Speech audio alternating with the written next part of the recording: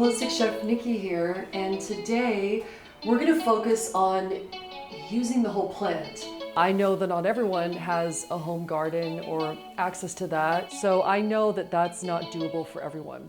But if you can get access to fresh organic herbs, that is the way to go. Today I decided to make a creamy asparagus soup because asparagus is in season and I don't want to use a boring vegetable. I want to make it fun and enjoyable. So what we're going to do is roast the asparagus. First thing you want to do with asparagus is break it off. Break off the end here. And it's kind of fun to do too. Parchment paper lined baking sheet. We're going to take our asparagus, just throw it on here. Doesn't have to be fancy. Doesn't have to look a certain way. Why? Because we're blending it at the end because we're making a creamy soup with it. So we're going to take the asparagus and cauliflower, and I don't want to use a lot of oil because a little goes a long way. Take a little bit of olive oil here. We're just going to put enough to lightly get on there. Just a little on there. Give it a little kiss. All right, oven preheated, 400 degrees. Get this bad boy in here. This one. You're gonna roast it for about half an hour until it gets a slight browning on the outside because you wanna really bring out the flavor in that asparagus. So, meanwhile, while that's in the oven, we're gonna move over to the stove and make the base for our soup. First things first, get a pan on hot, take some vegan butter, turn the heat, because then we're gonna take some garlic, put that in there. Nothing like garlic on the stove. Comfort. Depending on the size of the onion, you're either gonna do half of a giant one or a whole one. So this is about as much as you want. Put that in there, stir it in. You want it to start getting a little translucent, and that's what's called sweating the onion. But sweating them just like, breaks through it a little bit so that we can work with it better. Next thing we're gonna do is we're gonna take 1.5 cups of almond milk. Pour that in there. We're just gonna use some veggie stock. Just make sure it's low sodium if you're buying it at the store. You don't wanna have all this packed in excess sodium in your meal. You wanna really control the content. As this is incorporating, what we're gonna do is take a little gluten-free flour to kind of thicken it a little more. But I just want to get this to thicken up a little bit so that it gets nice and smooth in the blending process. And as soon as our asparagus and cauliflower is done, we can throw it in the food processor and blend it all up to have the soup. So this is pretty quick and easy soup to do. All right, let's check and see how our asparagus and cauliflower is doing. Thing is, with this soup, to really get that nice flavor, we want it to roast a little bit longer so that it can get a little browned on top, because then you get a little smoky undertone of the flavor. To make this soup come together, we've got some spinach and mint, our dill from the garden, some kosher salt, nutritional yeast, lemon juice, and pepper. On top, we could put some of these beautiful fresh chives. I love using this. So all you have to do is just chop them real nice and small. Look how cute that is. Oh.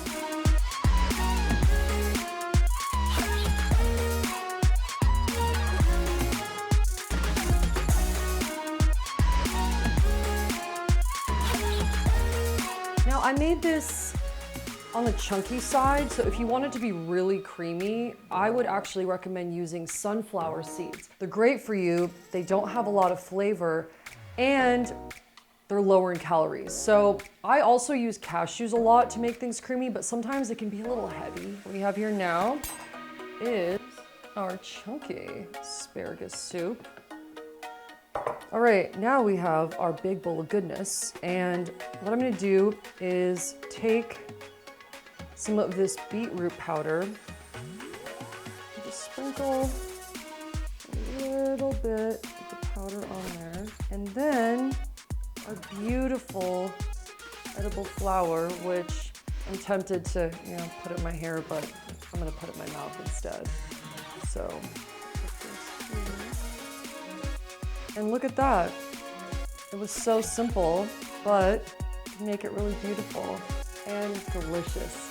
Soup doesn't have to be boring and it doesn't have to be scary. You can hide so many vegetables in here. It's a great way to get kids to eat more of them too. Because I am gonna have another bowl of this.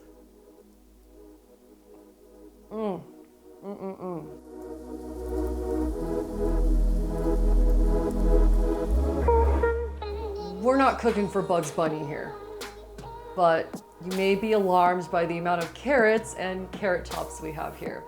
What we're gonna make is one of my favorite dishes that I've created more recently, roasted carrots with carrot top pesto. You know when you go to the store, you can't make it to the farmer's market, you get your carrots and they immediately rip these tops off going through the checkout line. Don't let them do that. Carrot tops are amazing. Not only are they nutritious, but they taste pretty good, especially when you make them into a pesto. You're gonna wanna peel this. All right, so all you gotta do is roast your carrots at 400 degrees for about 30 minutes. So we're gonna take this off. You want more of the greenies and less of this because this is harder to blend up. But all of it can be used, and the main purpose is to avoid food waste. So much of this good, healthy, delicious, and nutritious goodness is just being thrown away every day. We gotta use it and show people how delicious it can be to use the whole vegetable. Now we have our carrots ready to get cooking. So just take a little olive oil, just a little. All right, carrots into the oven, 400 degrees, 30 minutes. Let's do this. So we have our carrot tops in here. We're going to add a ton of basil, lemon juice, garlic, of course, toasted pine nuts to add a little bit of nutty flavor, salt, and some BioLife vegan Parmesan, my delicious little secret cheese alternative.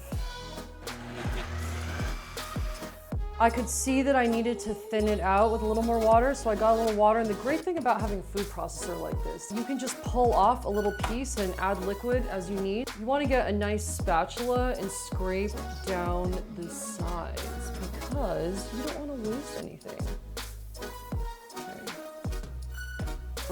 It's so good.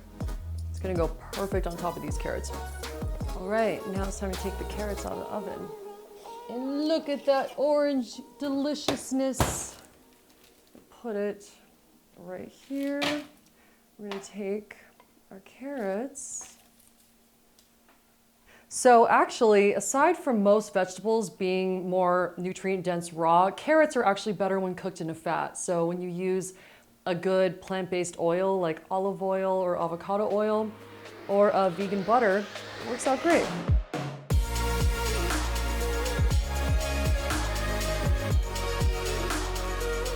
And I have some hemp seeds, which are high in omega-3, so they're a great complete protein alternative. I love adding them to different sides and sauces, even blended, and on pretty much anything. It's good added crunch to this dish.